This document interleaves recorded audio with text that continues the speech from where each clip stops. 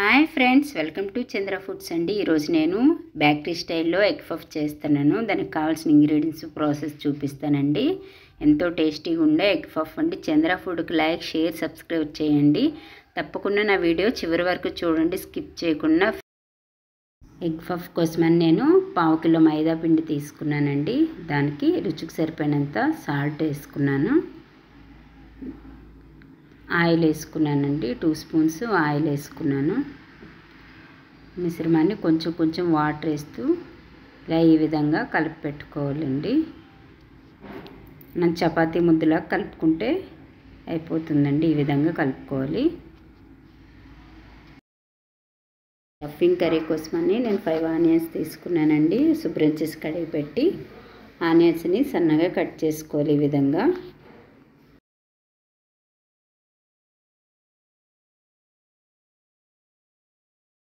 Stove వెలిగించుకొని pan పెట్టుకున్నాను. నేను పెట్టుకున్నాక ఆయిల్ వేసుకున్నాను. 3 స్పూన్స్ ఆయిల్ వేసుకోవాలి. పచ్చిమిర్చి సన్నగా కట్ చేసి పెట్టుకుని పచ్చిమిర్చి మనం కట్ చేసుకున్న ఆనియన్స్ వేసుకొని వేపుకోవాలి. సాల్ట్ 1/2 స్పూన్ వేసుకొని కలుపుకోవాలి. కారం 2 స్పూన్స్ వేసుకొని కలుపుకోవాలి. పసుపు చిటికెడంతా వేసుకోవాలి. కలుపుకున్నాక గరం మసాలా వేసుకొని కలుపుకోవాలి. సన్నగా తరిమి కట్ చేసి పెట్టుకొని కొత్తిమీర వేసుకోవాలి. మైదా 2 స్పూన్స్ వేసుకొని దానికి ఆయిల్ వేసుకోవాలి. స్టఫింగ్ కోసమని స్మూత్గా ఉండడానికి అప్లై చేసుకోవడానికి మిశ్రమాన్ని కలిపి పెట్టుకోవాలి. అండి, స్టఫింగ్ కర్రీ రెడీ అయిపోయింది. పక్కకు పెట్టుకోవాలి. బౌల్లో తీసుకొని స్టఫింగ్ కోసమని కలుపుకున్నాను. ఈ విధంగా కలుపుకోవాలి. చపాతీలు ఒత్తినట్టు తీసుకొని ఉంచుకోవాలి. చాకుని ఎగ్గలు కట్ చేయడానికి కూల్ వాటర్లో చాకుని కడిగి పెట్టి కట్ చేస్తే ఎగ్గలు నీట్గా కట్ అవుతాయండి. ఈ విధంగా కట్ చేసుకోవాలి. ఎగ్ పఫ్ కోసం ఎగ్గల్ని వేసుకున్న ఎగ్గుల పైన లైట్గా కారం, సాల్ట్, బ్లాక్ పెప్పరు జల్లుకుంటే చాలా బాగుంటుందండి. ఒక్కొక్కటి ఇలా వేసుకొని ఈ కలిపిన మిశ్రమాన్ని వేసుకొని అప్లై చేసుకోవాలి. ఈ విధంగా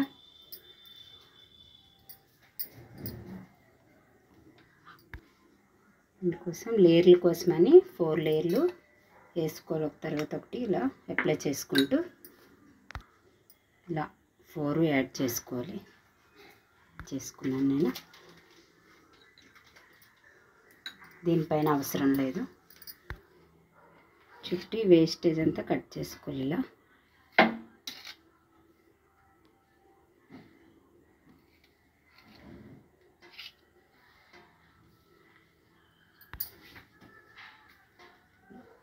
ఇలా 4 చేసుకోవాలి.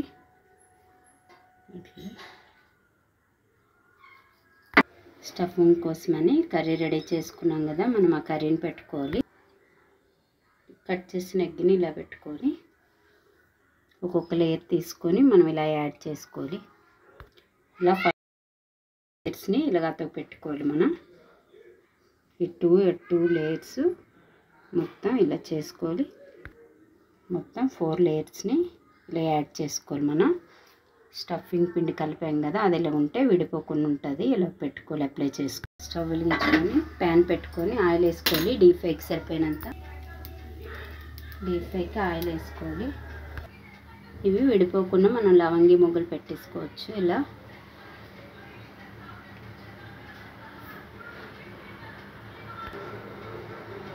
రెస్టారెంట్ స్టైల్లో ఉంటాయండి ఎగ్ పఫ్లు, చాలా బాగుంటాయి. ఇలా వేసుకోవాలి. మనం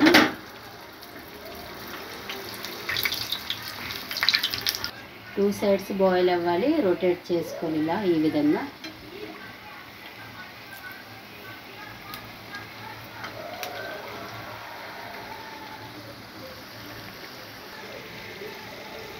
ఈ విధంగా బ్రౌనిష్ వచ్చాక మనం తీసుకోవాలి.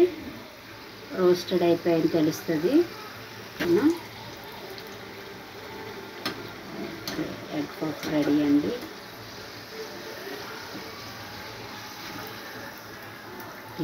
ఇప్పుడు వేడి వేడి ఎగ్ పఫ్ రెడీ అండి. బేకరీ స్టైల్లో ఎగ్ పఫ్ రెడీ అండి. చాలా ఈజీ ప్రాసెస్ అండి. మీరు కూడా ట్రై చేయండి ఎగ్ పఫ్ అండి. చాలా బాగుంటుంది. టేస్టీ ఎగ్ పఫ్ అండి. క్రిస్పీగా ఉంటుందండి ఎగ్ పఫ్. చాలా టేస్ట్గా ఉంటుందండి. వేడి ఎగ్ పఫ్. వావ్.